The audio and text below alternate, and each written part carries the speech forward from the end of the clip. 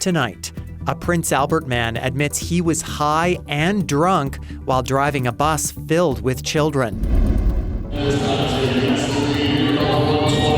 She was crowned the world's third strongest woman, but not before controversy on the podium. And a look behind the scenes at the Canadian Western Agribition. This is CBC Saskatchewan News.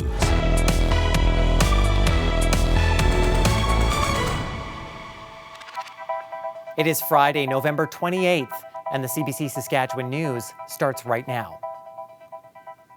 I'm Ethan Williams. Thank you for joining us.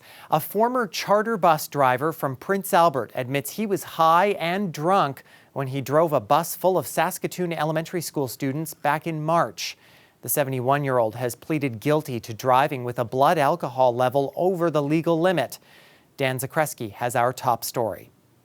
Richard Petratz says he's still not sure why he started mixing hard liquor with a narcotics cocktail of fentanyl and hydromorphone while driving a bus full of kids. But he did. The veteran 71-year-old former bus driver pleaded guilty Thursday to driving with a blood alcohol level over the legal limit. It happened back in March, and it's still messing up everyone who was there. Petratz was bringing a group of grade 6, 7, and 8s back home to Saskatoon after a day out at Table Mountain Ski Hill near the Battlefords. Parents following the bus called 911 when it began weaving across lanes on the highway and onto the shoulder. Teachers on the bus frantically buckled in students and tried not to think about the Humboldt Broncos charter bus crash. After the bus stopped on the outskirts of Saskatoon, the cops found Petratz passed out in the back of a parent's car. Petratz told court Thursday that he'd been suffering from chronic back pain for decades and began mixing booze with his prescription meds that day in March because the pain was too much. He says he knows it was wrong and will regret the decision for eternity. A teacher on the bus says they couldn't believe it was happening and wondered whether they would all die. The prosecutor has proposed a 2 years less a day conditional sentence and a 2-year driving ban. The judge reserved his decision. Dan Zakreski, CBC News, Saskatoon. The province and the feds are extending their early learning and child care agreements, keeping $10 a day daycare in place until 2031. Our commitment to $1.6 billion we're announcing today is meant for the continuation of the program we enjoy today, and the basis of that program is a $10 a day fee that we try and keep daycare services as low as possible. The original deal signed in 2021 was set to expire in March next year. This new deal will add another 5 years of funding. It includes expanded age eligibility, where children who turn 6 during their kindergarten year can still qualify for the $10 rate until the end of that school year. The province says it took its time to make sure the right deal was made. One of the examples we've pointed to is the aging out of kids when they turn 6. And that, again, to me, it seemed to be a common sense thing. We've seen other provinces had that provision. We did not, and I felt, well, if we're going to renegotiate this deal, this is one thing we would certainly want to try to get in there. So, yeah, we heard the feedback from the sector, and as much as possible, we try to reflect that in the newly renegotiated deal that we're talking about here today. This is a great day. The province says it has opened more than 91% of the new childcare spaces promised under the original agreement. And Buckley Boulanger also paid a visit to a Regina metal fabrication shop Friday to tout new supports for Canada's steel industry. The Prime Minister announced the measures earlier this week. It includes lowering the number of steel products that can be imported from countries that don't have a free trade agreement with Canada, and imposing a 25% tariff on imports like wind towers, prefab buildings, and wires, things that are derived from steel. Boulanger spoke Friday at Pro Metal Industries, which is completely owned by Pasqua First Nation. He says the business is proof that collaboration is the way forward through tough times. The Prime Minister is working on the bigger picture when it comes to tariffs and responding to the geopolitical shift in the world. We're trying to make sure that we go and we espouse the value of Bill C-5 We encourage people to diversify their products, strengthen their industry, and this is an example coming right out of Saskatchewan on how a First Nation was able to do that alongside with their professional team. The federal government believes the new measures could open up more than $850 million in domestic demand for Canadian steel. Earlier this week, the Prime Minister and Alberta's Premier signed a memorandum of understanding that could clear the way for a new pipeline to the coast of British Columbia. That was the topic of Friday's political panel on CBC Radio's The Morning Edition. Columnist Murray Mandrick weighed in on whether the project can forge ahead, even though it faces stiff opposition from some Indigenous communities and skepticism from BC's Premier. Politicians come and go, economics doesn't change, and the economics of this deal is still that no one wants to invest a whole bunch of billions into something that's not going to be economically beneficial. Plus, you throw in the caveat that Jeremy mentioned in relation to having a First Nations component, having no government involvement. This isn't sort of a project that's going to go through anytime quickly under any other circumstances. The politics is more interesting. Politics is interesting locally because while the NDP are talking about, well, why aren't we building the pipeline with steel made at Evraz here? You're dealing with an NDP premier who is basically talking about not wanting this pipeline at all. So, batter up. You just walked into the batter's box while the guy was swinging. It's going to be a bit of a mess for him. But I think even more interesting to me is the national politics of it. We've seen Stephen Guilbeault resign over this, so that's a significant change federally. In fact, I think it's the demarcation between the previous Trudeau administration and the Carney administration in terms of how different they are. I think that the signal that it's offering to Danielle Smith gives her some space in terms of the obvious political problems she's having on the far right. Obviously, Scott Moe is embracing this because it is, something that works for him, and it's more underscores this real change in relationship attitude that he's having with the federal government. So far more interesting than whether the pipeline gets built or not now, which it won't, because once again, the economics just isn't there to build it, is the political impact locally, federally, and in Western Canada politics that this is now going to have. After 4 days of deliberation, Saskatoon's budget has been finalized, and residents will be paying more in property taxes. They'll increase 6.7% next year and 5.8% in 2027. Despite this, Mayor Cynthia Block says she is proud of the city's budget. Among the additions, Council has added 9 new dedicated transit police officers, something Block and city councillors defended as a vital safety measure on buses. That means a significant increase to our overall budget, and one that I'm happy to support. If we're going to continue to move forward with a modern public transportation system, it's very important that we are able to make it not only more reliable and more efficient, but also safety has to be the top priority. Bev Dubois and Robert Pierce were the only 2 councillors who voted against the measure. The Canadian Western Agribition in Regina is wrapping up this weekend after bringing people together from across the country and beyond. But there's a lot that goes into making sure ranchers are getting the best bang for their buck. Alex Kozrowski shows us what it takes. We're here at Agribition in the middle of one of many busy cattle barns. Today is a big day for ranchers from every corner of Saskatchewan and across the prairies. All of these cattle will be heading out those doors for sale, but a lot of work has to go into it first. Take a look at this prep. Show people have to wash, blow dry, comb, and even use hairspray to get the best price as possible for these cattle, and every little detail helps. It's a process that can take hours, but one they say is well worth it.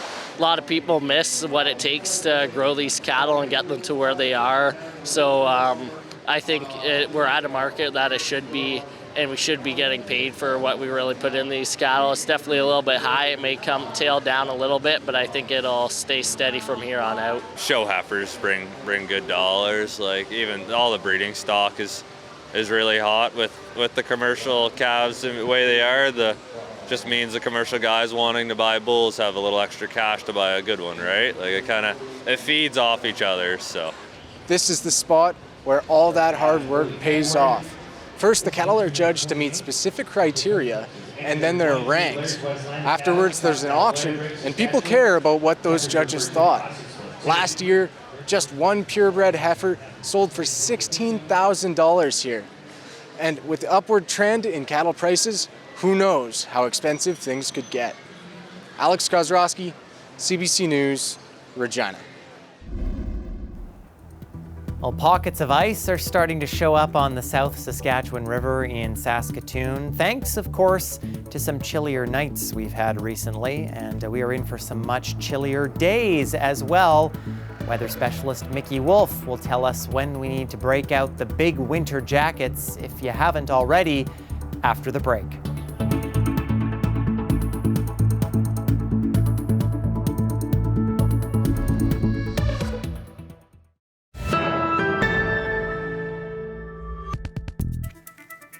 Welcome back. A Martinsville woman has been named the third strongest woman in the world, but the title only comes after some controversy on the medal podium. As Colleen Silverthorne explains, she got her medal after a transgender athlete was disqualified. Heading into this year's International Strongman competition, Jackie Oshevsky from Martinsville, Saskatchewan was favored to win a medal. And you'd think that lifting a 225-pound log overhead would get it done. But Oshevsky came in fourth. She blamed a cold and some tough competition. Yes, I was disappointed, but at the same time, being fourth in the world, representing Saskatchewan, my mindset at the time was that's still really good. But it turns out Oshevsky didn't have to settle for fourth. Controversy started almost immediately. When the first place winner was announced, the second place woman walked out. The next day, the winner was disqualified for being a trans woman. Everyone got bumped up one spot in their standings. In a statement, the competition organizers say, "We are clear. Competitors can only compete in the category for the biological sex recorded at birth." There is room in this sport for athletes who identify as a trans athlete, a trans woman. There is room for that. You just have to come forward and say that that's what you need, and it will happen. Oshevsky says strongman competitions have open categories for trans athletes, and some join men's events. But advocates say trans athletes are still getting sidelined in sports. It's important that we allow sporting organizations to establish evidence-based regulations, right? Like, we're not asking for the floodgates to be opened. We actually want to trust our sporting regulators to make sure that it's safe and fair. Oshevsky says her third place finish feels a little hollow. Like, each of those top 10 girls I know personally, and we're all friends. And so to be able to celebrate with your sisters that can't happen now. So it's just different. Like, I don't know, it kind of feels a little bit empty. But she doesn't have much time to dwell on that. She's got 2 weeks off. Then she's back to the gym to train for her next competition. Colleen Silverthorne, CBC News, Regina.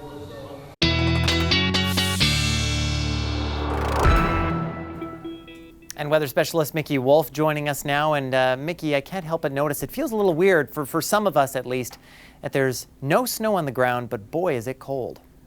It's definitely cold, Ethan, and for some other folks in the province, there's been a lot of snow. We're seeing green patches and very snowy patches, and right now a warning. Let's take a look a little bit closer at the snowfall warning for Maple Creek. It is a yellow level advisory, so it's a moderate warning. There's going to be 10 to 20 centimeters total snowfall for that area today. And then we're going to take a look at the skies right now just to get a bigger picture of how this is moving. So the snow, you can see it's making its way slowly out of the province over the south and central regions. And those daytime highs today, like you said, Ethan, things are looking cold. We had -10 as our high in Estevan today, -8 in Regina. So things are cooling off quickly as we wrap up November. Looking ahead to our week, we are going to see, again, that snow start to make its way out of the province tonight, but but not before delivering a little bit of snow for south and central, that high pressure system moving across the province. So we will see some clearer skies, at least in the south and central regions, tomorrow and on Sunday. And then by Monday, I'm keeping my eye out for some snow in British Columbia and the Yukon. Could be making its way towards Saskatchewan by midweek. As for snowfall accumulation amounts, zooming into the south and central regions, we might see up to 3 centimeters according to this model in that southeast corner. That's the bulk of that is happening overnight tonight. And then to the north, again, we're going to see some snowfall accumulation over the weekend here, a little bit more gradual, just up to 3 centimeters for Uranium City. Now that chillier feeling, it's going to be very chilly in the morning. At least it's going to feel that way because the wind chill is making things feel almost down to minus 30 for Maple Creek and Swift Current. So it's definitely feeling colder. It's time to start factoring that morning car warm up into your daily schedules. For Regina over the next week, we're seeing potentially some snowfall there. Tomorrow, those overnight lows really cooling down. Time to plug in the cars. Then by Tuesday, we may see that snow coming back again and dipping into a little bit of a cooler spell on Wednesday before potentially again some more snow on Friday. As for Saskatoon, we are looking at a bit of a clearer but very chilly evenings this weekend. And then Tuesday, Wednesday, Thursday, we may see some snow in Saskatoon. Those temperatures are well below the normals, which is a little different than what we've been seeing lately. So it is cold out, Ethan, and that cold looks like it's going to stick around for a bit. Yeah, but at least for some of us who still have green patches, we may be seeing some snow on the ground in the next little while then. Exactly, Ethan. Okay, well, good for, I guess, some of us who want snow as we start December. Thank you, Mickey. Thank you. Radio Canada has learned that some federal public servants will have to repay the money they were mistakenly overpaid during the rollout of the Phoenix Pay system almost a decade ago. The federal government has now authorized private debt collection companies to seek repayment from those workers. But Canada's largest federal public sector union says some of those people were never told about the overpayments, and it's now calling on the government to stop pursuing overpayments that fall outside of a 6-year limitation period.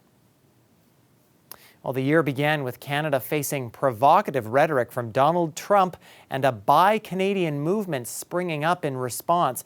But as 2025 draws to a close and with Trump's broadsides on Canada subsided, how strong is that movement now? Jennifer LaGrassa has that story. Tis the season for holiday spending, but are Canadian-made items high on the list? It's better to buy Canadian, as we're trying to do, and just to keep supporting. I wouldn't say it's absolutely priority, but if I had the choice, I would pick Canadian first. Especially when I go shopping now, I search for Canadian. That Buy Canadian impulse peaked earlier this year in response to U.S. tariffs and Donald Trump's talk of Canada as a 51st state. But some research suggests it's been waning. We're more into a traditional kind of cold economic war rather than a hot one with antagonistic rhetoric. Recent data from Statistics Canada found nearly 70% of businesses did not experience an increase in sales of their Canadian products in the past 6 months. Other research suggests a monetary limit on how deep into their pockets shoppers will dig. In a recent Bank of Canada survey, 3/4 of survey respondents indicated they are not willing to pay more than an additional 10% for a made-in-Canada product. Ideally, if you can get Canadian, I'd get Canadian. Just, you got to keep the budget in mind. But some businesses say the trend hasn't slowed down for them. We felt a huge shift in people shopping, starting to buy Canadian. Since January, we've been up by almost double every month. Every single month, we've seen like an increase in month over month from last year's sales. Many analysts say whether shoppers lean into buying Canadian depends on what's on the wish list, with items like toys and tech usually made elsewhere. But whatever consumers' shopping intentions might be, retailers will be hoping that the Buy Canadian movement lights up sales this holiday season. Jennifer LaGrassa, CBC News, Toronto. Well, here's some tasty talent. London's 9th annual Gingerbread City exhibition is welcoming guests with a delicious display. The event features 50 gingerbread constructions, with each building designed by architects. It features creative spins on many iconic London landmarks like Big Ben. This year's theme was play and focused on a fun take on urban life. The exhibition runs until January. Better get there before it's all eaten up. Stay with us. We have more news after the break.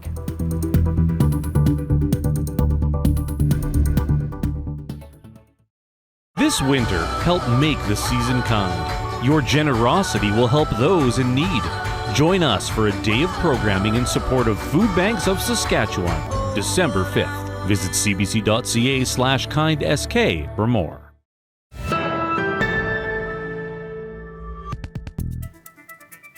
Welcome back. A man out for a walk on the shores of Lake Erie in Ontario made a surprising discovery recently, a shipwreck.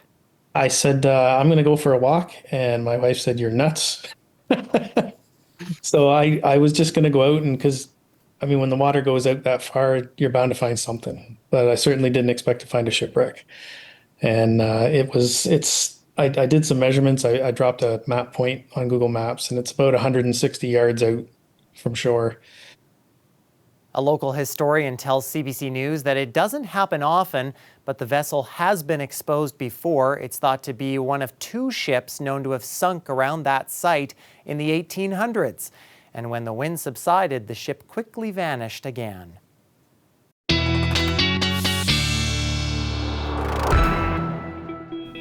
And Mickey is back now for a look at our chilly weekend forecast.